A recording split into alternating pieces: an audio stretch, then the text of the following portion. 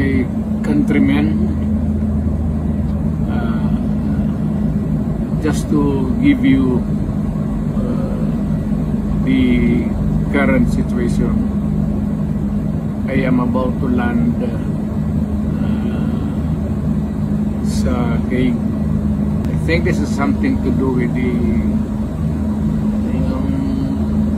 law and order noon.